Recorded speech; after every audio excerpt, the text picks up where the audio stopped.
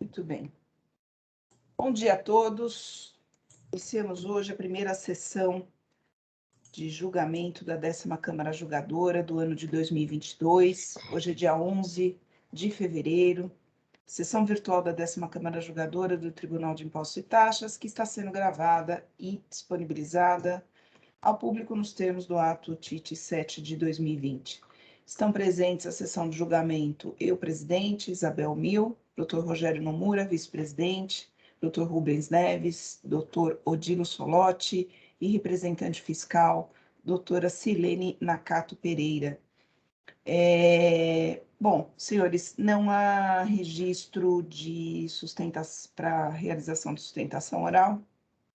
Então, penso que podemos seguir aqui a pauta como disponível aqui no EPAT. Então, o nosso primeiro processo será o 41.23.696, Maritux Alimentos, processo de relatoria do Dr. Odilo. Dr. Odilo, o processo já registrei aqui a sustentação oral. E já está disponível para edição. Deixa eu ver isso aqui.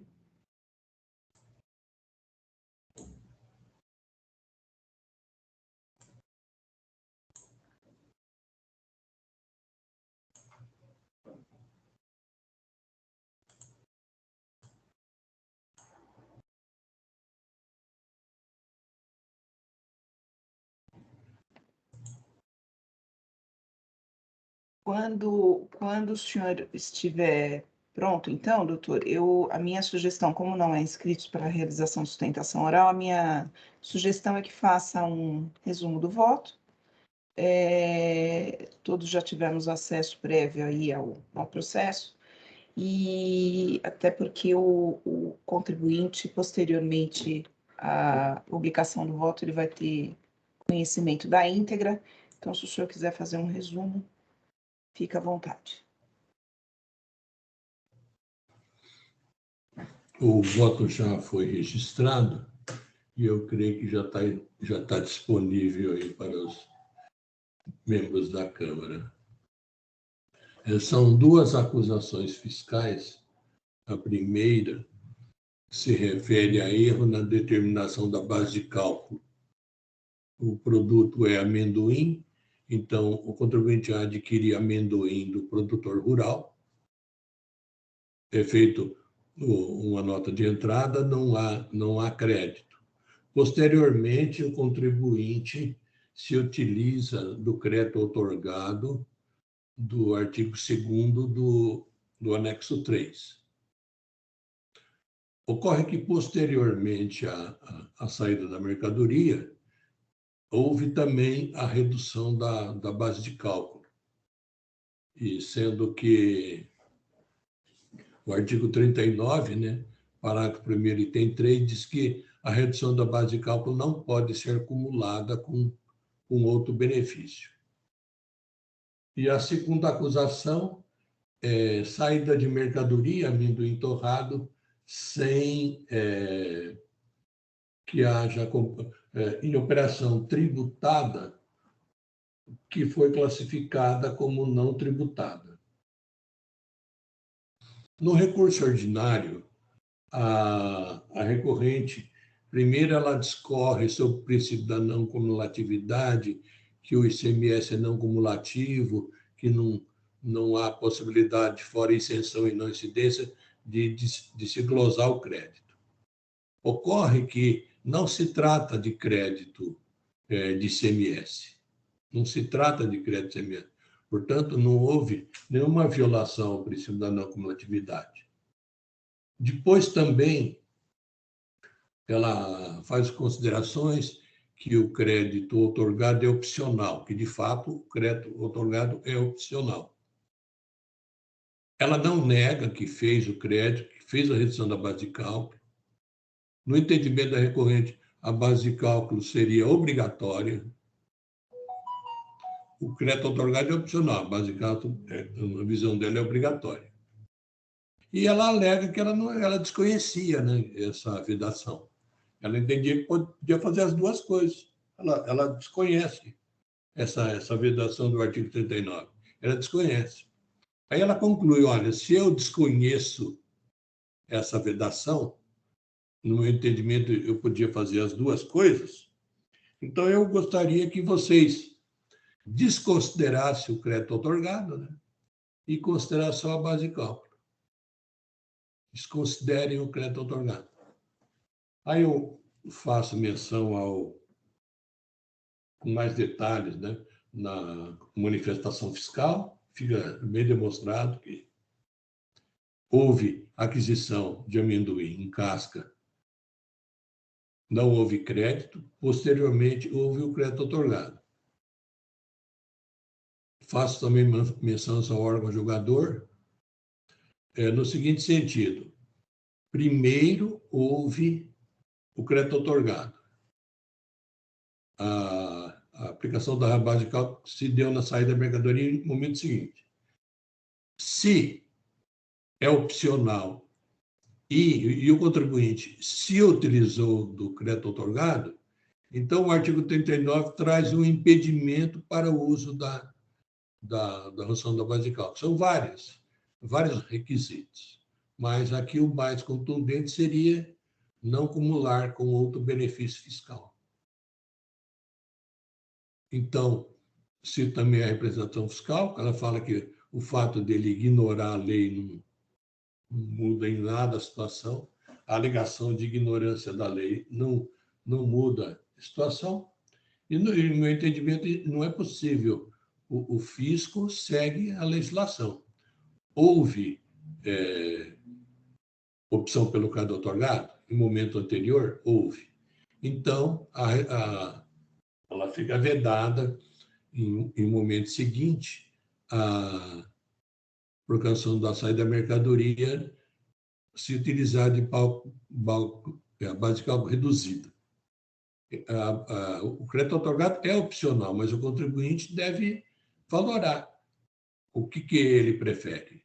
Se ele entender que a base de cálculo é mais vantajosa, ele tem que se abster do uso do crédito outorgado e aplicar a redução da base de cálculo. Ocorre que ele já optou, já fez o crédito outorgado. Desse modo, é indevida a redução da base de cálculo. E não dá para, após a lavratura do auto, ele querer que se desconsidere o crédito outorgado utilizado por ele. O segundo item se refere à saída de mercadoria tributada sem destaque do imposto, e quanto ao segundo item, não houve defesa, né? Ele não se manifesta. A representação fiscal até pondera que deveria já ser uma coisa apartada, né? Porque não houve contestação, mas o processo retornou em recurso ordinário, eu acho que com as duas acusações. Então, eu estou conhecendo do recurso, né? E conhecendo o recurso ordinário, porém negando provimento, observando que no item 2 sequer houve contestação. É como voto.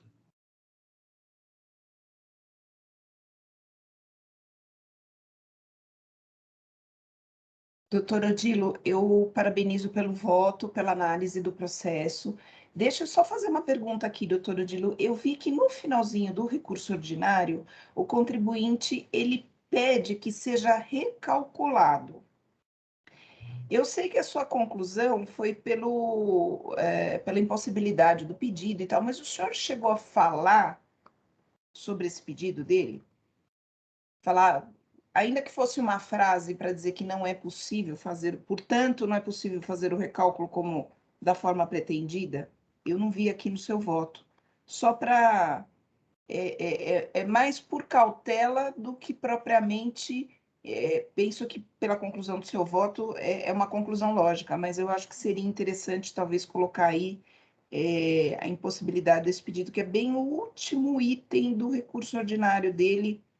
Quer ver? Estava com ele aberto aqui. Está lá nas folhas 1628. É só uma sugestão, doutor Odilo, só para... Eu acho que a sua conclusão está bem clara, mas... Então, doutora, no item 10.6, Deixa eu ver aqui. que é o que eu faço as últimas considerações.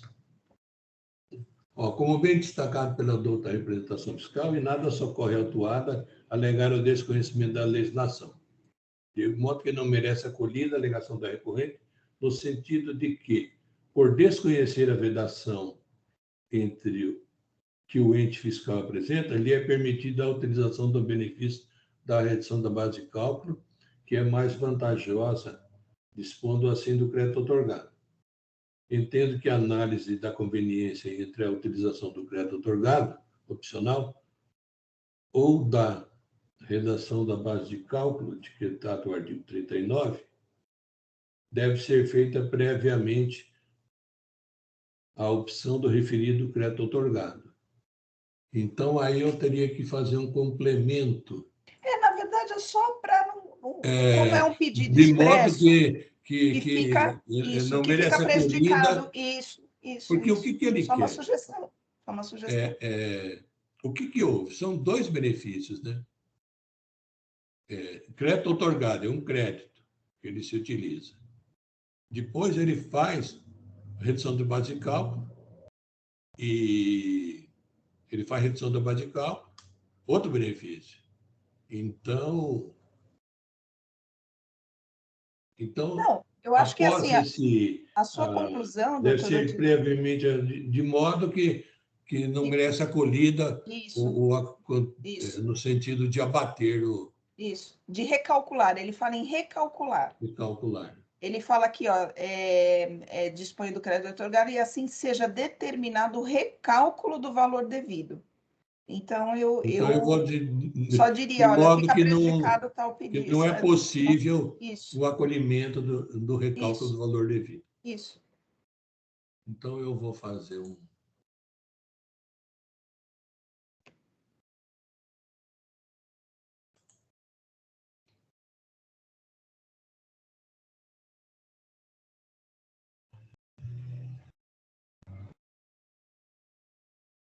Doutor Odilo, ele também fala sobre a multa confiscatória.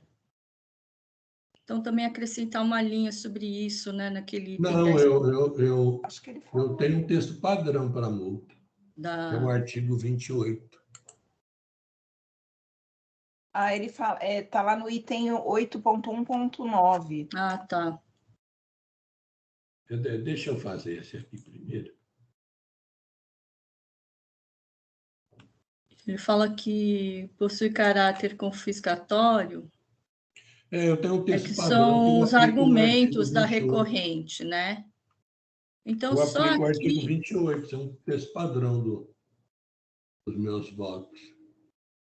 Aqui Ao final, né?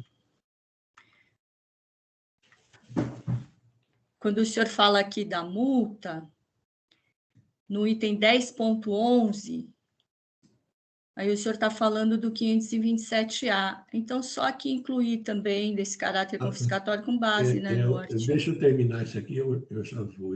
Tá. De modo que não é possível...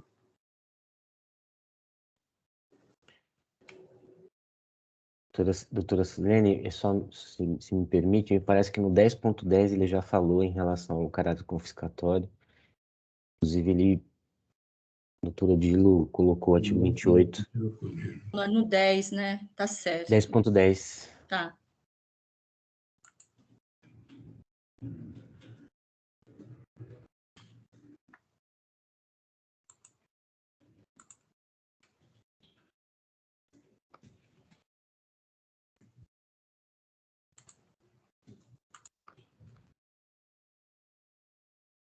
Então, no item 10.6,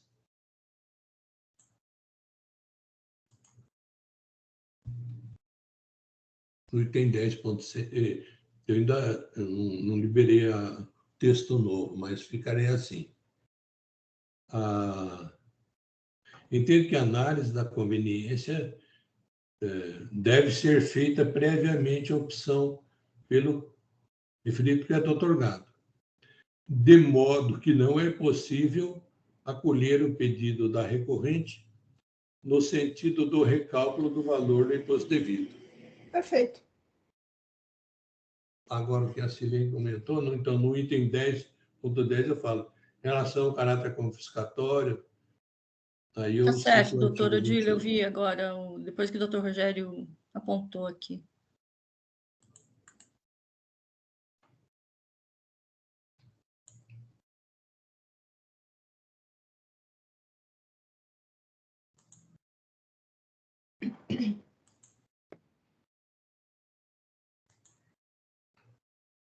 Bom, Então, eu já agora fiz a correção.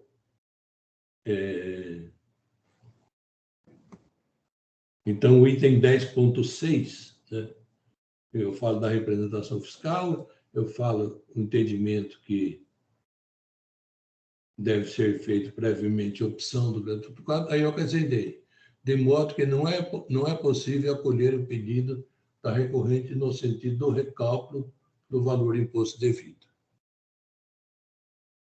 pronto. Acho que agora, no meu entendimento aqui, está perfeito.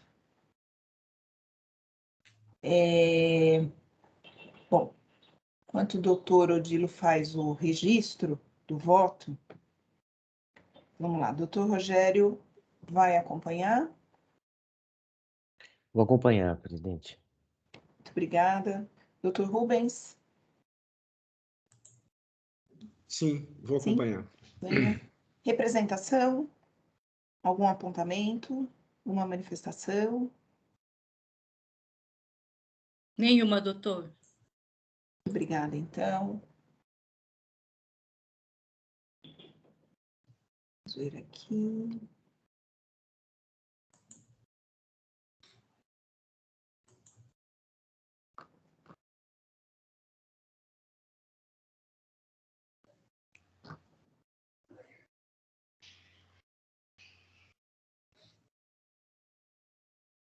Então, recurso conhecido e não provido.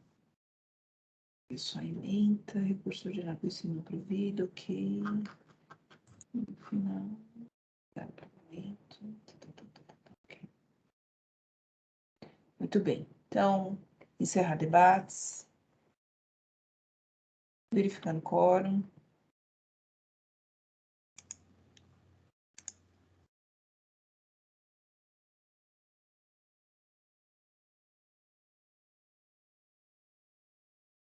Iniciando a votação.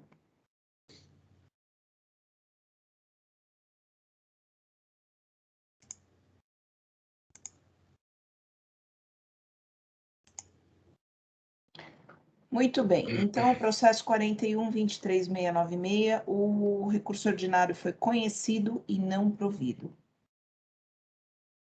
Encerrar julgamento. Muito bem. Agora vamos para o próximo. O próximo da pauta é 41.25.184, Sangoban, de relatoria do Dr. Rubens. Dr. Rubens, não temos inscritos para a realização de sustentação oral. Se o doutor quiser fazer uma breve apresentação, caso Sim, um resumo, e depois o contribuinte vai ter acesso à íntegra do voto. tá certo.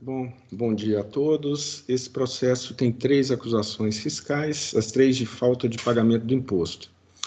A primeira deixou de pagar o ICMS próprio devido a operações de transferência interna para estabelecimentos varejistas da mesma empresa de mercadorias por ele mesmo importadas, sujeitas ao regime de substituição tributária na Constituição do Substituto.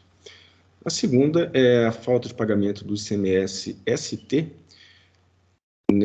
das mesmas operações.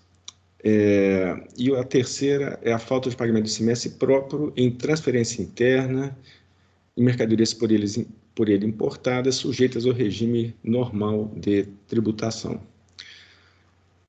O contribuinte alega que realizou, em relação as acusações 1 e 2, teria realizado pelo menos parte dos recolhimentos em momento anterior, no momento da importação.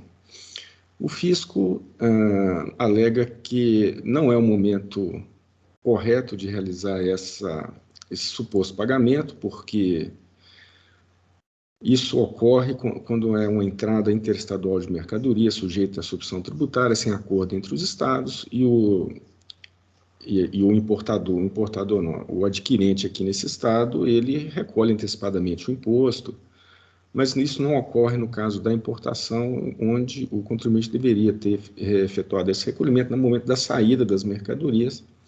Obviamente, é uma base de cálculo diferente e, enfim, o contribuinte apresenta material probatório dizendo, olha, eu paguei antecipadamente, ainda que você entenda que não foi correto esse pagamento, o valor de ICMS que eu paguei, eu quero que seja abatido do que está sendo cobrado aqui no auto de infração. Houve uma análise anterior na decisão recorrida e não foi aceito o material por ele apresentado. O fisco alega que não dá para fazer uma correlação entre o que foi pago e as saídas que foram objetos desse auto de infração. Ele rebate isso no recurso dele, insiste que houve o recolhimento sim, e a uma das alegações que o fisco aponta para não aceitar esses pagamentos se relaciona ao código usado no pagamento, né? E eu não estou seguro disso, né? Porque se houve pagamento anterior, ainda que sob um código errado, tá certo? Eu não digo, olha, não houve pagamento. Não, se o dinheiro entrou, ainda que formalmente que ele tenha errado no código, no preenchimento da guia, qualquer tipo de coisa, não dá para dizer que não houve o pagamento, porque existe alguma formalidade lá que não foi observada, né? Então, eu estou propondo que o processo retorne à auditora para que ela, analisando os pontos específicos, questões de fato, tá?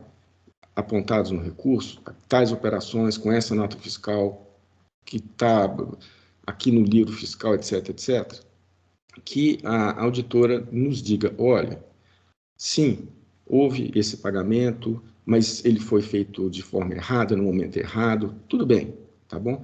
Eu quero que ela me diga, assim, que houve o pagamento, ou então diga o seguinte, olha, esses pagamentos ocorreram, mas não há condições de vinculá-los às operações que estão sendo atuadas nesse auto de infração, porque a escrituração dele é caótica, por isso ou por aquilo. Mas se houve pagamento e eu consigo vinculá-lo, esse pagamento, à saída que ele promoveu sem pagar o imposto, ainda que esse pagamento tenha sido feito de forma incorreta, eu quero saber, porque então a Câmara pode decidir, olha, vamos aceitar esse pagamento que ele fez, porque ele errou o código, porque isso, por aquilo. Então a gente tem condições de decidir. Mas eu preciso, quer dizer, eu gostaria que a auditora me falasse isso, que ela que tem as condições de fazer essa análise correta. Então, eu estou propondo a conversão do processo em diligência para a auditora fiscal. No retorno, as partes vão se manifestar, a representação fiscal e o próprio autuado, e aí eu penso, então, que a gente pode julgar com mais segurança. Então, esse é o meu voto, senhores. Perfeito, doutor Rubens. Antes só de eu me manifestar sobre o seu voto, a representação já havia pedido preferência, a representação vai registrar uma preferência? Eu vou sim, doutora Vai. Isabel, vou sim, eu vou solicitar, porque eu entendo que é ônus do contribuinte fazer essa correlação existente entre os pagamentos que foram feitos e as operações que são exigidas neste auto. Então, eu estou fazendo a minha manifestação, eu explico, eu dou um exemplo aqui numérico, com o primeiro recolhimento efetuado, e no sentido de que quem alega que o direito de ver reduzida a exigência fiscal é o contribuinte. São documentos que já se encontravam nos autos, o fisco já levou em consideração, então a minha manifestação vai ser nesse sentido. Obrigada. Certo. Perfeito. Bom, então agora que a representação já disse aqui o conteúdo da sua manifestação, eu gostaria de parabenizar o Dr. Rubens pelo voto e pela análise do processo. É um olhar cuidadoso que o Dr. Rubens teve nesses autos, essa cautela é importante, não só para o contribuinte, mas para o processo em si. Essa é uma cautela que é importante se tomar, então eu já adianto que eu vou acompanhar o Dr. Rubens. Dr. Rogério se deu por impedido, então, Dr. Odilo, o senhor vai acompanhar? Eu também acompanho o relator. Tá certo. Muito obrigada, doutor Odilo. Representação já está concedida aqui a preferência. Aliás, o pedido de preferência. Tá, eu vou colar aqui, vou gravar.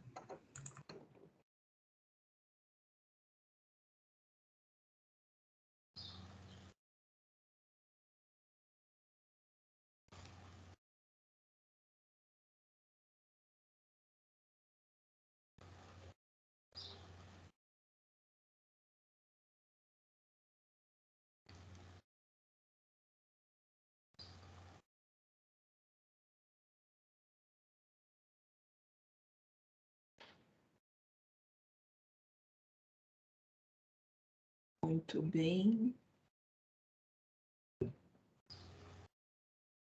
Já registrei. Obrigada.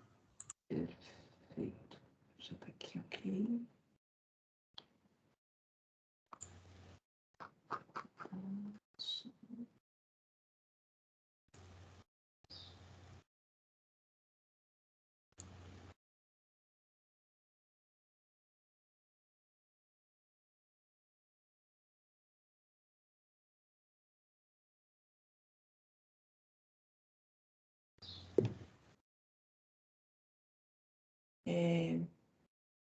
Doutor Rubens, deixa eu só perguntar uma coisa. Tá certo que a diligência aqui, ela foi...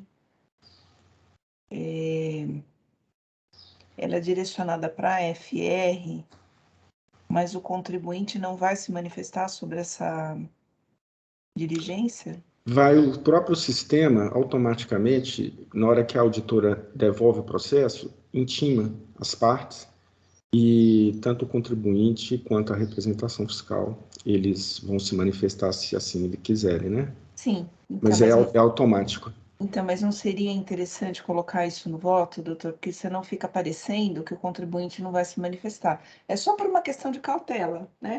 Passa pelo contribuinte, vai para a representação. Aliás, a representação é sempre a última a se manifestar, né?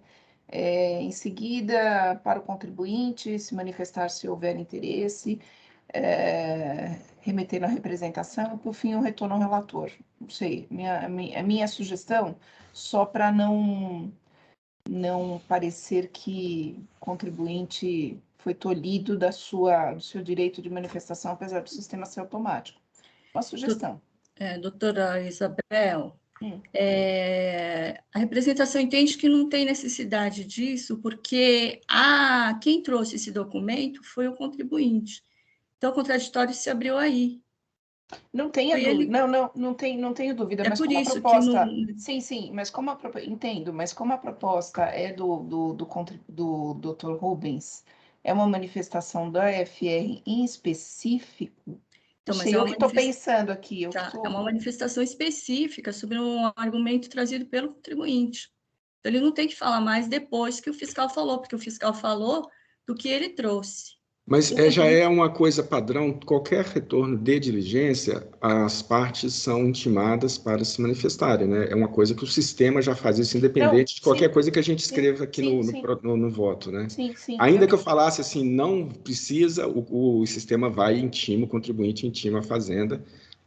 Qualquer diligência, isso é um padrão, né? As partes são intimadas antes do retorno ao relator, para se manifestarem. Tudo bem.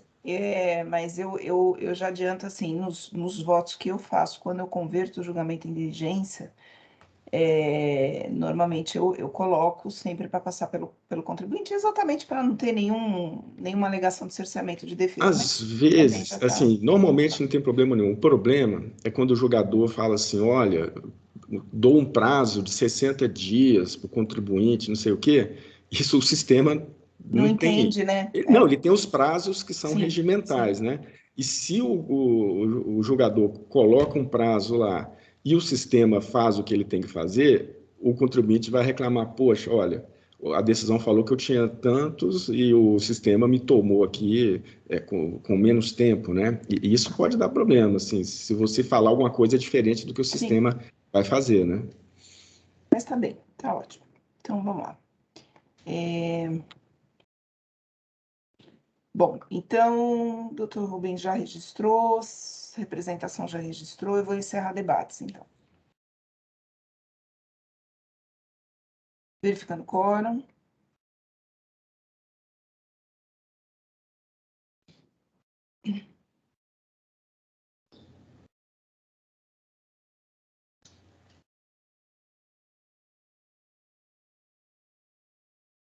Iniciando a votação.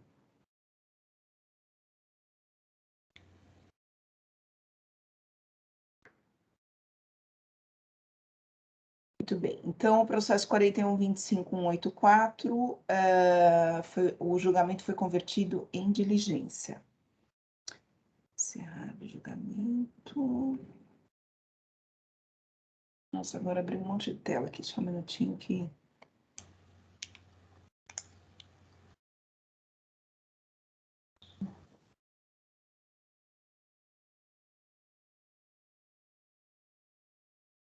Nós vamos para o último. Nossa, só um minutinho que agora sumiu até a tela. Voltei.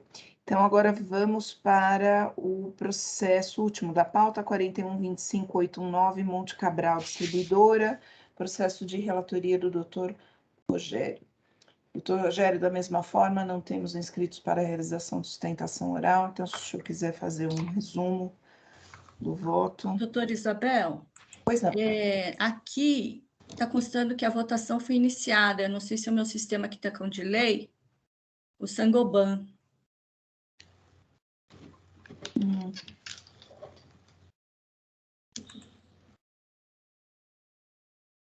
Deixa eu atualizar aqui, só um minutinho, deixa eu ver. Agora sim.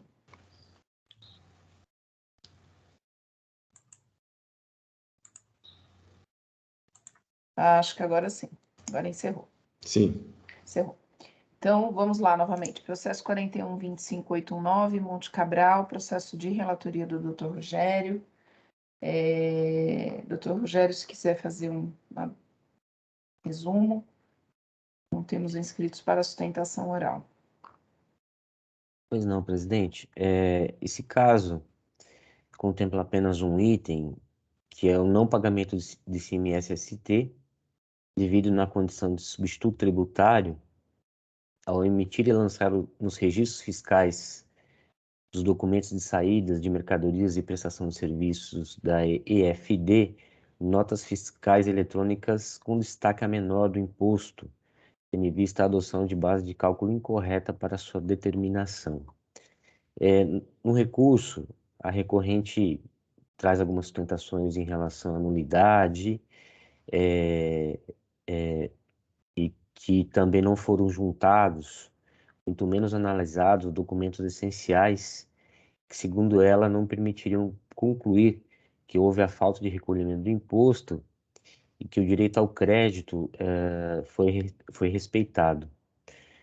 No mais, ela sustenta a ilegalidade da taxa de juros, a indevida atualização da base de cálculo da multa e o efeito confiscatório da penalidade, pugna também pela aplicação do 527A.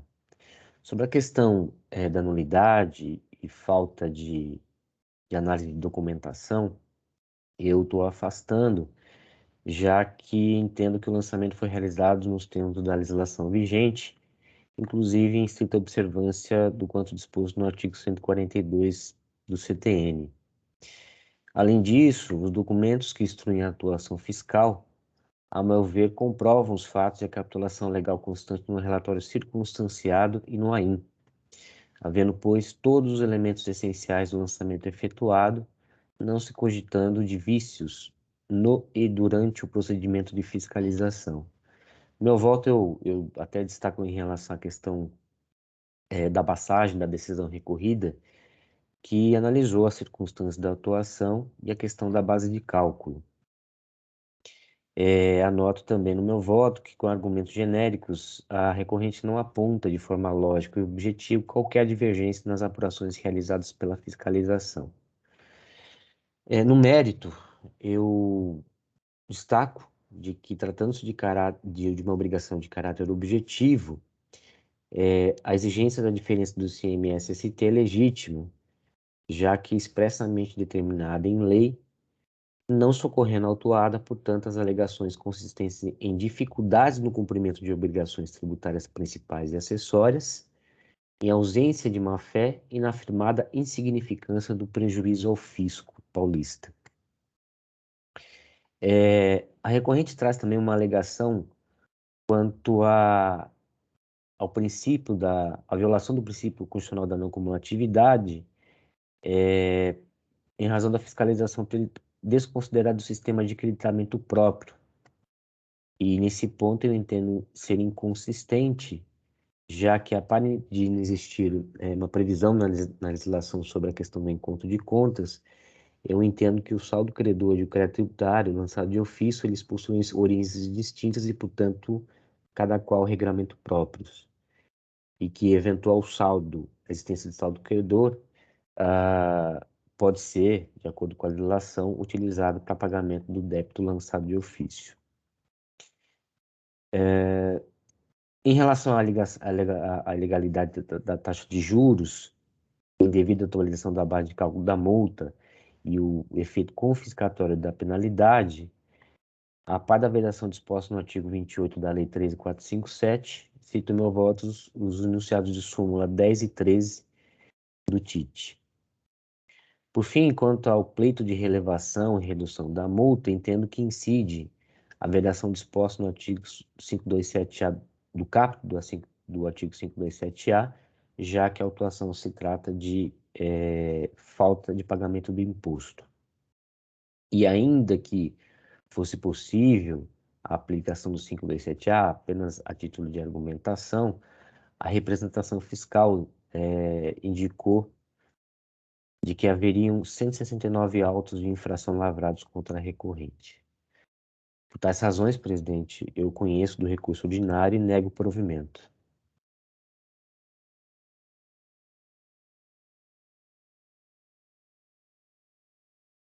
Doutor Rogério, parabenizo pelo voto. Bom, acho que o doutor abordou todas as questões. Eu ainda estou olhando aqui o recurso ordinário, mas eu estou vendo que foram questões muito pontuais aqui trazidas, né, no recurso. Acho que o doutor abordou tudo e eu não tenho todos os pontos, eu não tenho outras dúvidas ou esclarecimentos a pedir. Então, doutor Rubens vai acompanhar? Sim, irei acompanhar. Doutor Odilo? Sim, acompanho. Representação, tem alguma observação? Nenhuma, presidente.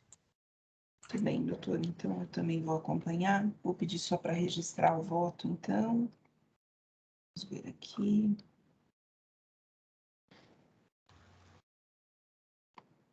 Deixa eu só ver esse.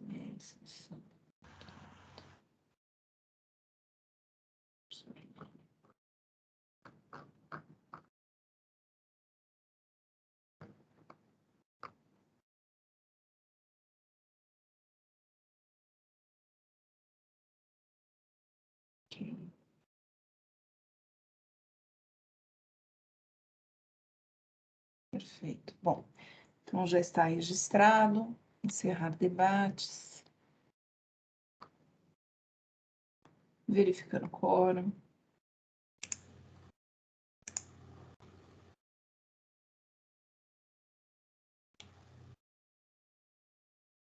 Iniciando a votação.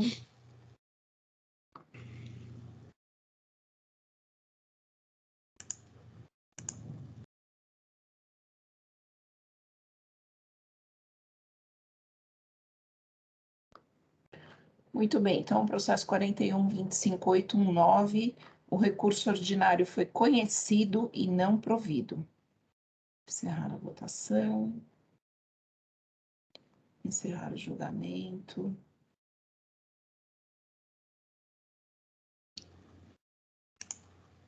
E... Muito bem, senhores. E votamos todos.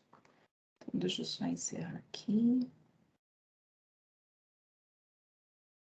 Bom, senhores, há muito tempo eu não consegui encerrar um julgamento tão rápido assim como foi aqui, como foi esse nosso. Então, agradeço aos trabalhos, agradeço ao empenho dos meus pares, agradeço a representação.